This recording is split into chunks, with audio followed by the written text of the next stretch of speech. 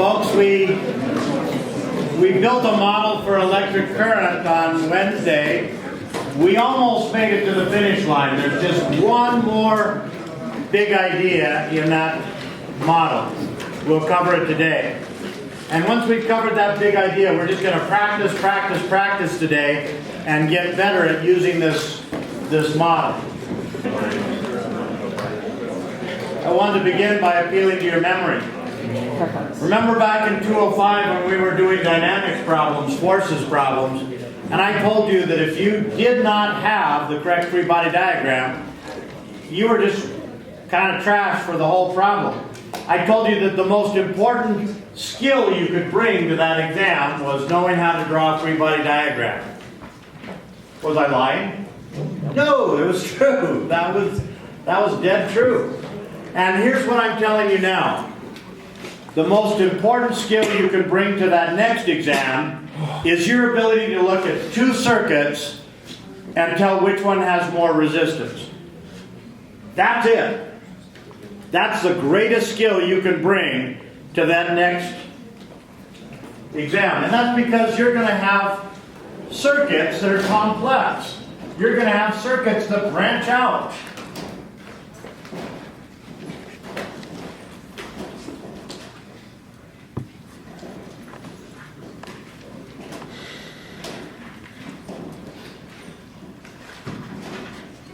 And if you're comparing the brightness of bulbs, you need to know when the river gets here, how does it split?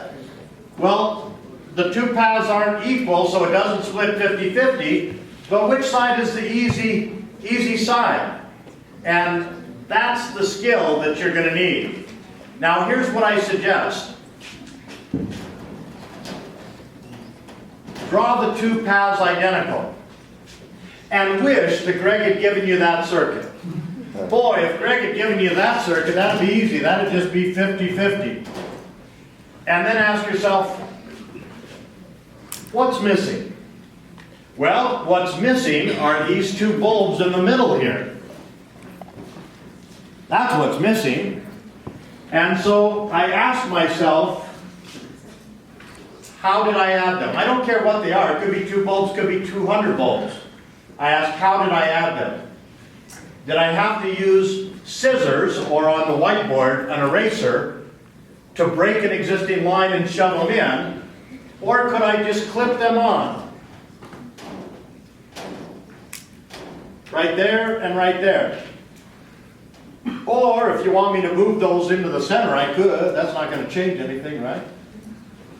Now, because I've added a path, that's going to lower the resistance. If I call this branch 1 and this branch 2, I would say that the resistance of branch 1 is less than the resistance of branch 2. Now, how do you justify that? I'll tell you how not to justify it. A lot of people try to give me a travel log. They say, well, on the right I've got a single bulb in series with a parallel network of 2 bulbs, and on the left I've got a single bulb in series with a parallel network of 2 individual bulbs and 2 bulbs in series, and then they expect me to know which is less. That doesn't cut it. Whenever you're comparing the resistance of 2 branches, you always do it the same way. You say, branch 1 is the same as branch 2, except, and then you fill in the except. What's different between these 2 branches? In this case, it would be the extra 2 bulbs, extra spelled extra,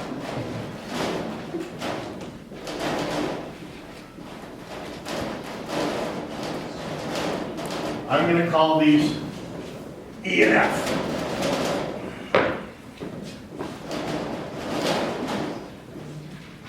Okay, I would even say except for the extra path with bulbs E and F. That's what tells me that it's added in parallel. It's an extra new path. A new path. But that's how you compare. You say they're the same, except, what did I add? And did I add it in series or did I add it in parallel? I got to tell you a quick story. Is there ever a situation where we add something in parallel, the resistance from whatever resistors are on that branch will be greater than the reduction in resistance from the other No, branch?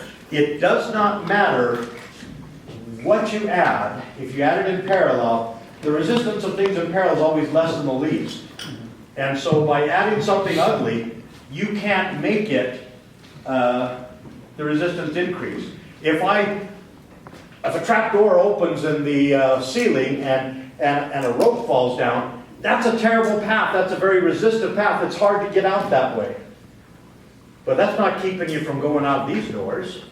It's just a new opportunity for flow. So you don't have to count how many bulbs are on there. It could be 2,000, 2 million. Just how did you add it? How did you add it? So my story, during the summer I teach classes for high school science teachers. They come from all over the country. We even have some from Dubai and Japan and other places. And I teach them circuits.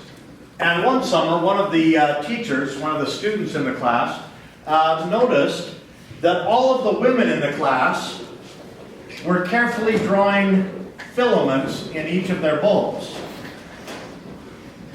whereas the men were just drawing circles. So we went around to the other members of the class, and sure enough, it was every time. And just as we made this discovery, my friend Jeff Adams walked into the room. And we all looked at each other and we said, Jeff, would you go to the board and draw 3 bulbs in series? He looked at us strange, he says, okay.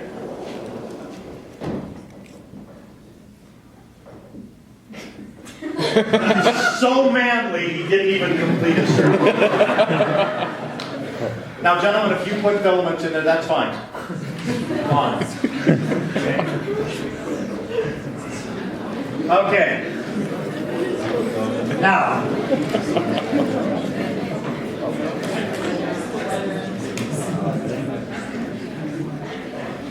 I want to help you with your tutorial homework. On the last page of the tutorial homework, you're asked to compare the resistances of some circuits. For example, if you were to compare A and B, you would just circle what's different and ask, how did I add it? Did I add it in series or in parallel? Well, here, I added it in parallel, and so I lowered the resistance. You're also asked to compare A and E.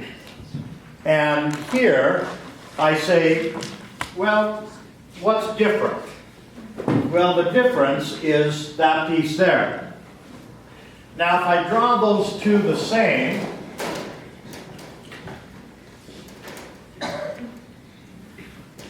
this would be A and E. Those would have the same current through them. They have the same resistance. To turn E into the real E, I've got to break an existing path. I had to use the eraser. And then I have to shove something into that path. So I've added that in series. It is a parallel, but who cares? It's not what it is, it's how it was added. I added it in series. So that's going to increase the resistance. Now, we talked about this last day. I bring it up now because in your tutorial, you're asked to compare B and E. And I just want to warn you that sometimes you can't solve the problem with your red pen. I can't circle what's new. You know, what did I add to that to make that? In those cases, you have to be creative. You sometimes have to set up what's called a straw man, like this. And then you can say, if this has resistance R, I know that this one has less resistance, and this one on the right has more resistance than the one in the middle. And now I can compare E to B. You see what I'm saying? Okay, That's a little help with your homework. Now, at the end of last day, we talked about the need for more. And I found in talking to some of you that you didn't quite, that didn't gel with you. Well, let's look at this circuit again. If the switch is closed, all the current goes through A, but only half goes through B and half goes through C. With the switch open, A and B are in series, and C is out. It's not shorted out, it's just on an incomplete path. Now, if I want to know what happens to B, I run into trouble. I know that with the switch closed, I have a lot of current through the battery, and it splits 50-50. Now, for the sake of argument, let's put a number here. Let's say that's 8, and that would be 4 and 4. Okay? Now, if I remove a path by opening that switch, the current through the battery goes down. A gets dimmer. Well, let's say it goes down from 8 to 6.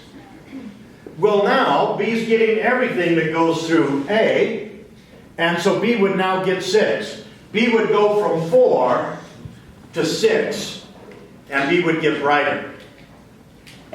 But here's the catch. Our model doesn't tell us how much A gets dimmer. It just says that it gets dimmer. What if it got dimmer down to 3? What if it went from 8 amps to 3 amps? Then the current through B would be 3 amps, and B would go from 4 to 3. It would get dimmer. Without knowing how much the current decreases, I can't tell what happens to B. And so I call this a pizza problem. Which would you rather have, half of a large pizza or all of a small pizza? Without knowing how much smaller the pizza is, I can't answer that. But one thing I know, don't ever call a pizza store and ask them, how many slices in a large pizza? They'll always say as many as you want. Right? Because they can cut it as many times as you want. Okay, never mind. I'll just go back to sleep. Other questions? Okay. Let's look at this circuit here, and lo and behold, I can make it. Okay.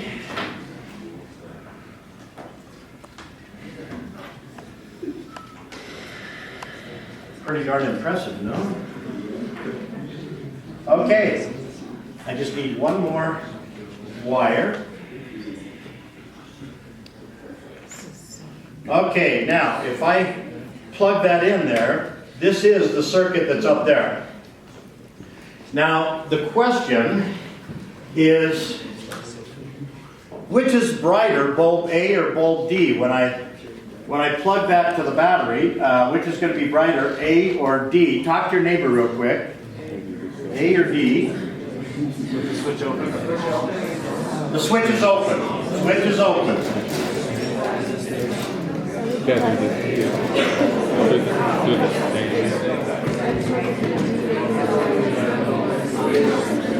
Oh, so it have like Okay. more resistance.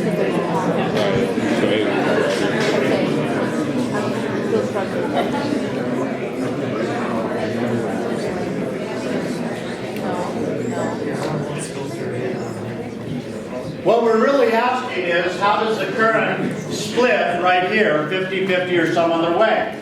Well, it's some other way.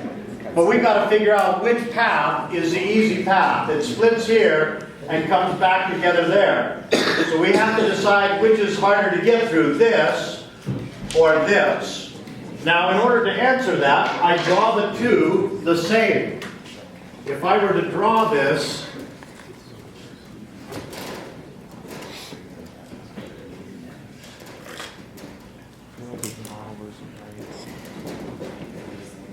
Should the switch be on the... if I were to draw it like that, and if I were to call this branch 1 and this branch 2, I would say the two branches have exactly the same resistance. It would split here 50-50. But that's not the circuit Greg gave you on the exam. Of course it's not. So what's different? Well, this bulb right here. And was it added in series or in parallel? In parallel. What that means is that I'm going to have a smaller resistance here than I have there. Okay? Now, how would I justify that? I would say branch 1 is exactly the same as branch 2, except for the extra bulb C added in parallel. That lowers the resistance of branch 1 compared to branch 2. And that means that when we split the current up here, more than half goes the easy way, less than half goes the hard way. Does that make sense? Let's see if we were right. Of course we are. A is brighter than D. Now, I just want to point out, how much current is going through B compared to A? Half, exactly half. Would you say that B is half as bright? No. No. It's not a linear relationship between current and glow. All we can say is more flow, more glow. We can't say twice the flow, twice the glow. Okay, it's just more is more. Now, here's where it gets interesting. What happens to A and D if I close that switch? Talk to your neighbor. What happens? D gets brighter.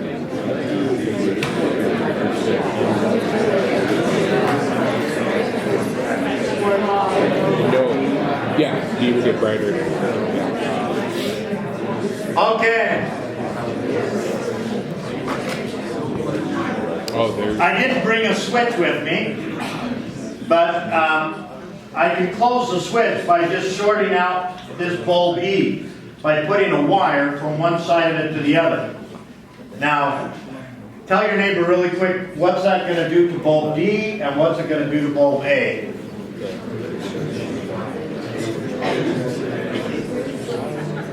Okay, let's find out. Maybe they will go out.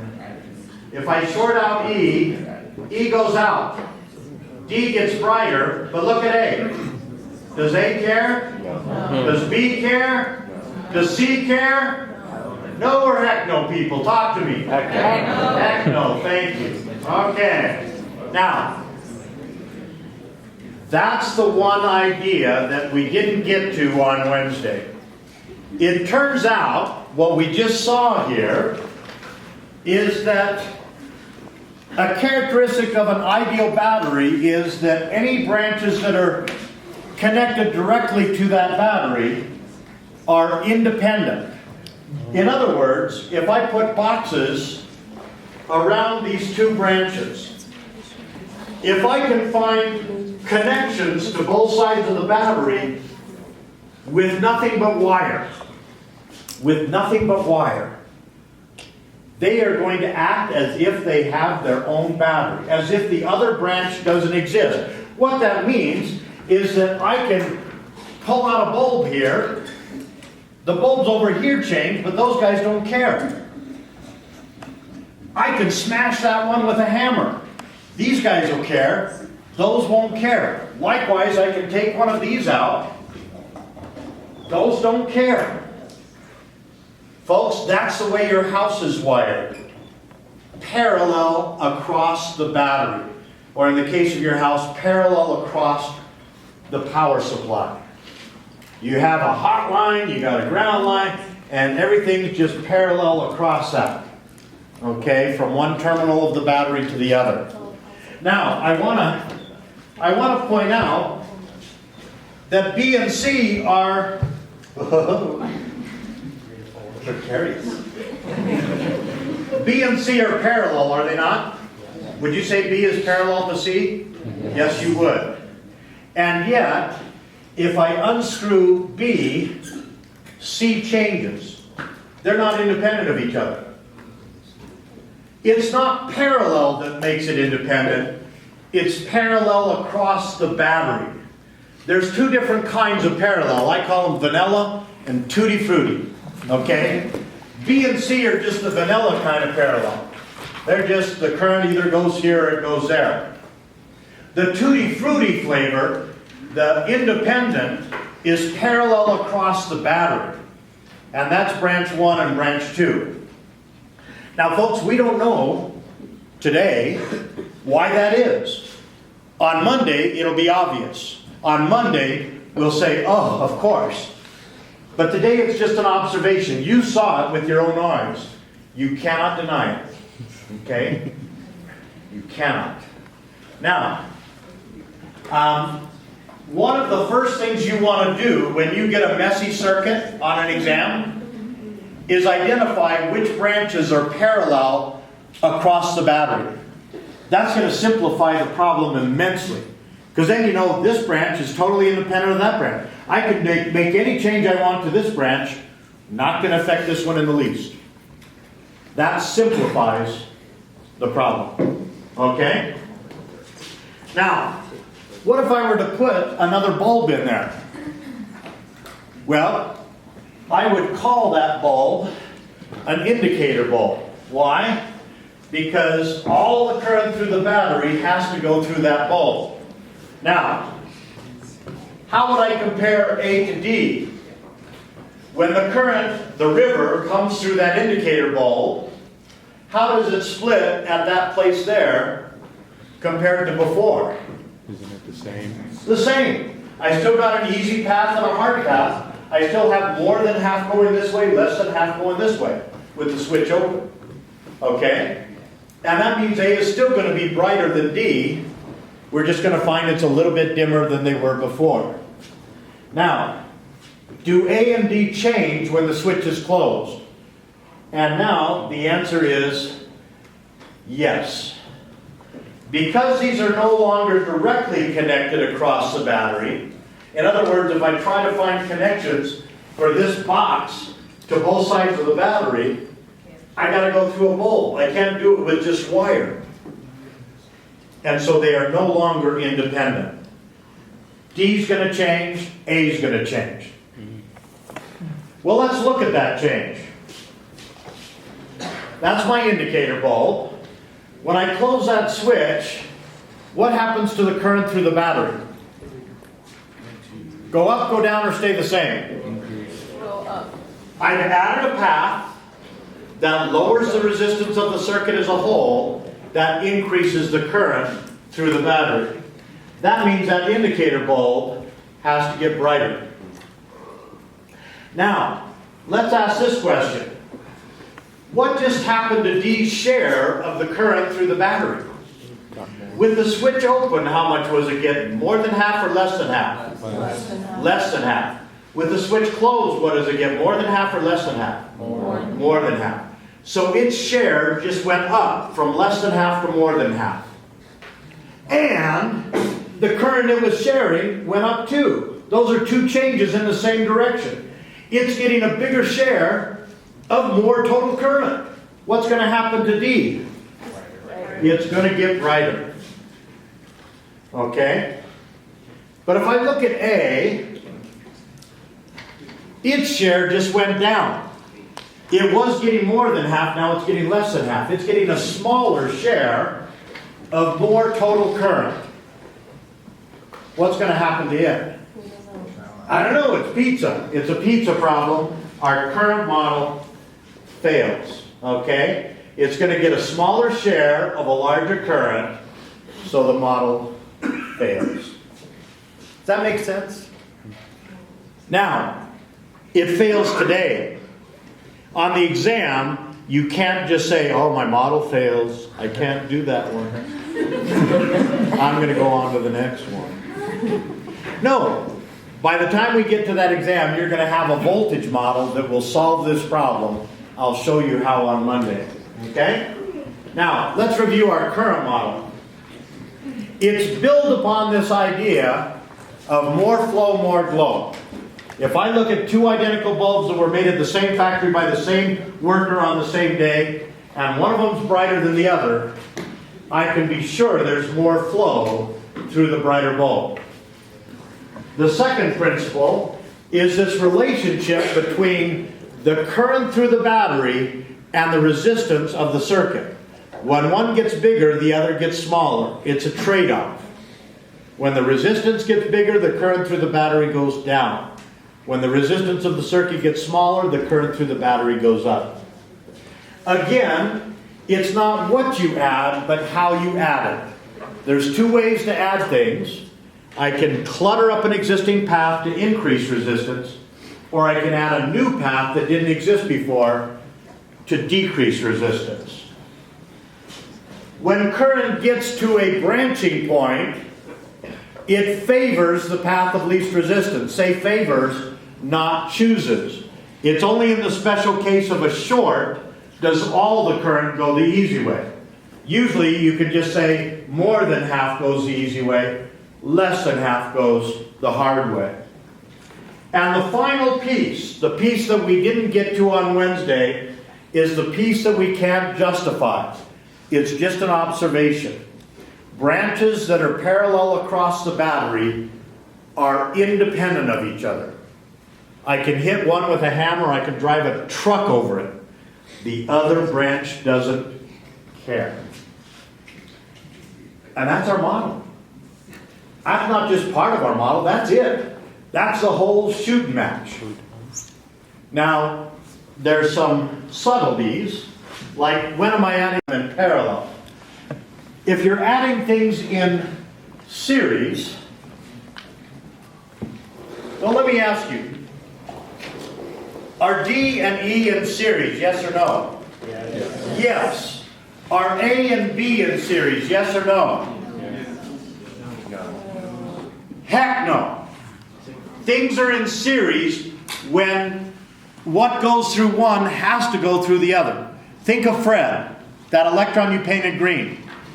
If Fred goes through D, he has to go through E to get back to the battery. No other path. But if Fred goes through A, does he have to go through B to get back to the battery? No, he could go through C. So what A is in series with is not B, it's not C, it's the parallel network of BC. I would say that A is in series with the parallel network of BC. If Fred goes through A, he has to go through that network. Now, things in series have the same current, not just the same value, but the same current, the same Fred and his friends. It flows through one and then it flows through the other. And we need scissors to add something in series, unless we're doing it at the whiteboard, then we can use an eraser. Okay? When we add something in parallel, at the junction, Fred's got to choose, do I go this way or do I go that way? For example, B and C are parallel to each other. If Fred gets here, he's got to decide, do I go through B or do I go through C? Likewise, would I say that A and E are parallel to each other? No or heck no? Heck no, okay. It turns out that what's parallel is this and this. Things are in parallel when you can find a direct connection with nothing but wire on both sides. Okay? And so this network of D and E is parallel to this network of A, B, and C. Fred has to choose. Do I go through this network or do I go through that network? The networks are what are in parallel with each other. Likewise, B and C are in parallel with each other because you can get a direct connection with nothing but wire on both sides. When you're adding something in parallel, you can just clip the new stuff on with alligator clips. You don't need scissors. You don't need to erase anything. So if I wanted to add something in parallel, I just come out and add it. I didn't use my eraser. Okay? Questions? Let's practice. I have an old exam problem for you. You know what the real shame is? In teaching this for 23 years, I've used up all the easy circuits. By the time you take the class, there's like 85 volts and 65 paths. You should have taken it 10 years ago. Not my fault. You were born too late.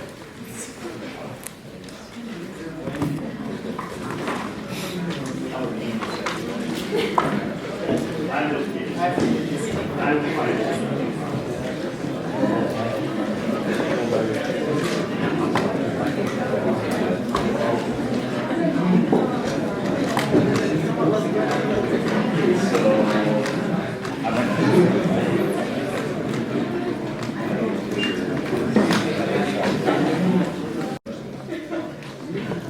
Back in the olden days when I was young and dumb, I used to ask people to rank all the bulbs. What's the brightest bulb, second brightest bulb, third brightest bulb? And we would be grading until 3:30 in the morning. That's just a messy thing to grade. And so now what I ask is, of these two bulbs, which is the brightest? And that makes it much easier to grade. So let's start by comparing A and C. Which is the brightest and why?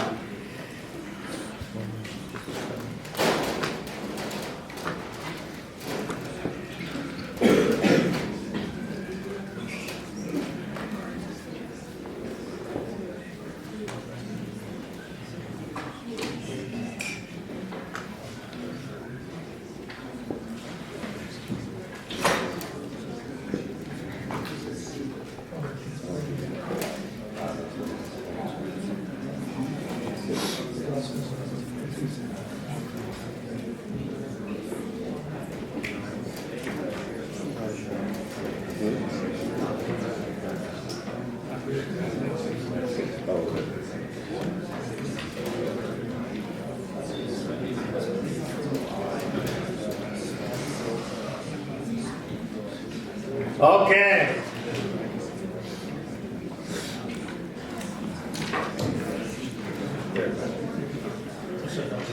What I'm asking here is when the current splits here and comes back together here, how does it split? Well, it's clearly not 50-50. The two paths don't look the same. But which is the easy path? And to answer that, let's pretend I'm taking the exam. What I would do is I would say, I'm going to call this branch 1 and this branch 2. And I would say that the resistance of 2 is less than the resistance of 1. Why? Because branch 2 is the same as branch 1, except in capitals.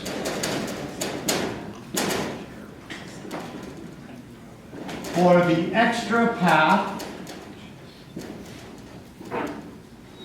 containing E and F.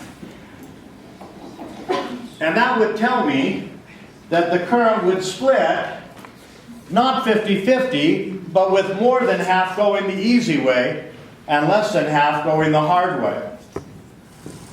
Does that make sense? Mm-hmm. Now, if we compare C and D, that's easy. C, your gut's telling you C is brighter. And the argument is an all versus part.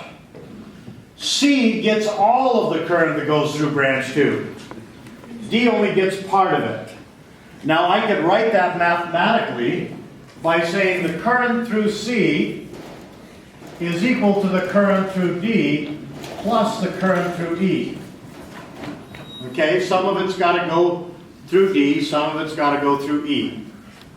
But all of the current through that branch 2 goes through C. I could say that C is an indicator, not of the battery, but of branch 2.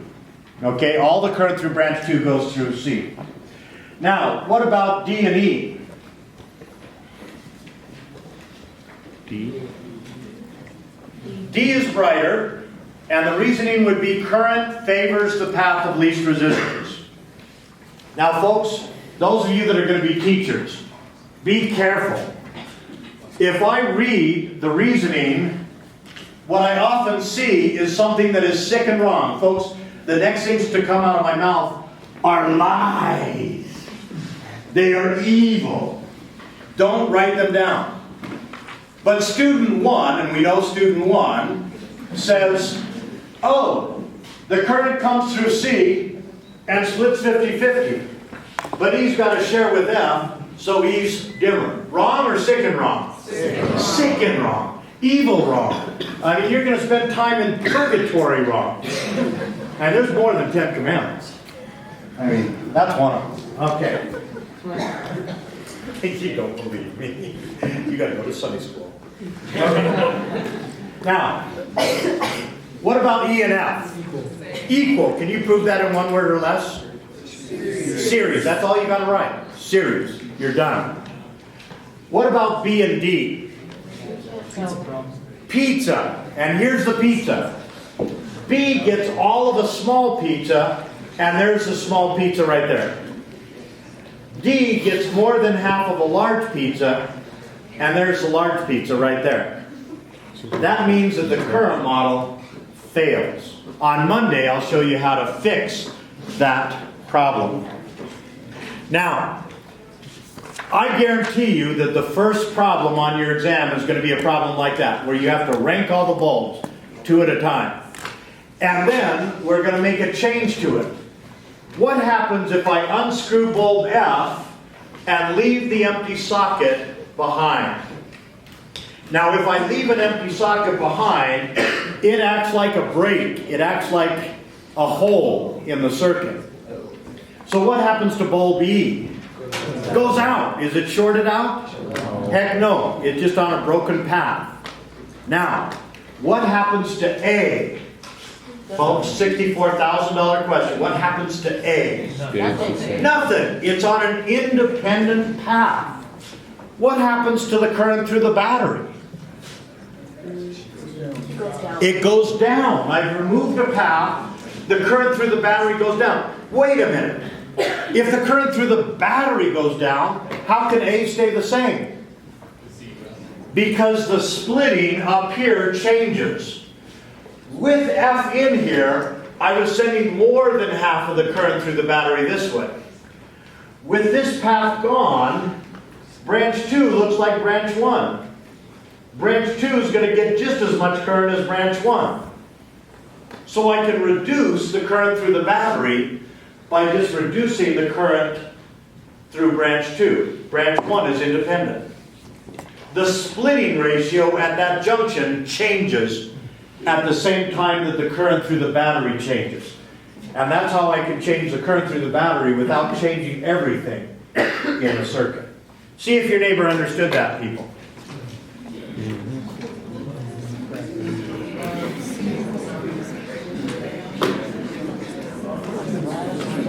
What's that? Yeah, I would. And then leave it stay the same. Everything else is bigger. I think he's only I have a professor that has a Okay, tell your neighbor what happens to bulb C when you unscrew F.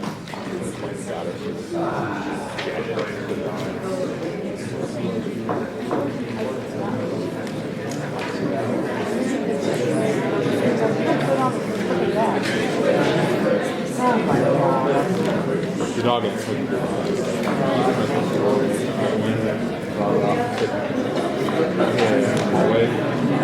and every time I walk him, the dog looks at me.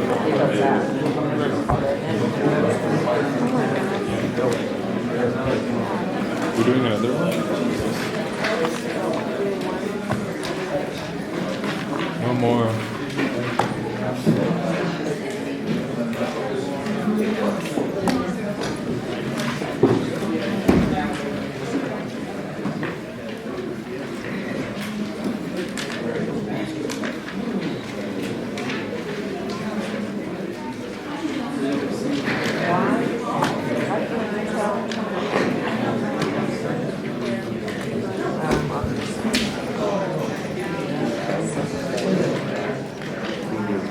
It's almost like.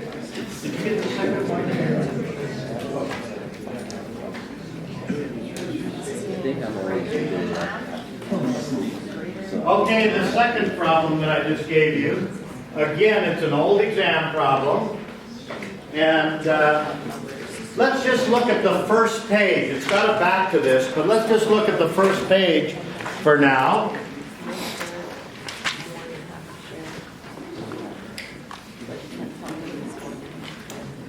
Pretend that this is the midterm.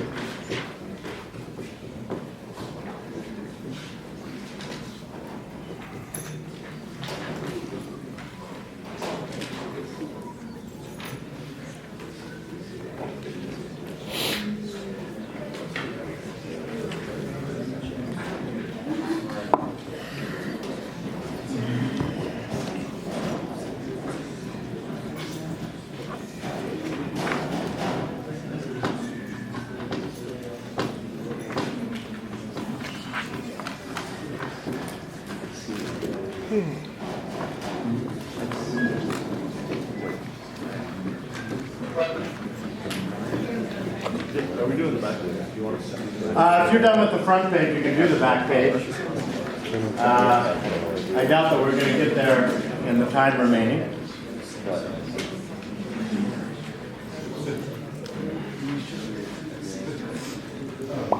Given that I have 4 minutes left that you're paying me, I'm glad to stay longer, but I know you aren't. Let's talk about that first page. We're first of all asked to compare A versus B. This is very easy because A is an indicator bulb for the entire circuit. All the current that goes through the battery goes through A, but only part goes through B. Mathematically, I would write that as the current through A is equal to the current through B plus the current through C. Some of it goes left and some of it goes right. Now, the next part is more challenging. B versus C. And here we're deciding, when it gets here, which is the easy path and which is the hard path. And the way we answer that is by drawing both paths identical. If that were the circuit, if there were no bulb F, it would split 50-50 below bulb A. Is that right? Yeah. By adding bulb F in parallel, I made this the easy path. So that means that more than half is going to go this way, and less than half will go the hard way. So that means that C is going to get brighter than B. Well, what about B versus D? Equal, series. That's all you need. Now, D versus E. That's a pizza, okay? D is going to get all of this small pizza, and E is going to get exactly half of that large pizza. So today I can't answer that question. On Monday I will be able to answer that question, and I'll show you how. Now, in this problem on the first page, we're asked to unscrew bulb E and leave the empty socket behind. I just removed a path. What happens to the current through the battery? Goes down. What happens to A? It's an indicator, so it gets dimmer. Now if I look at bulb C, Without OB, this path looks like that path. This branch goes from being the easy branch to being exactly the same as the other branch. That means C's share of the total current goes from more than half to half. Its share of the total goes down, and the current through the battery goes down that's being shared. What happens to C? It gets dimmer. It gets dimmer. Okay, that's a good stopping place. We'll pick this up on Monday. Have a good weekend.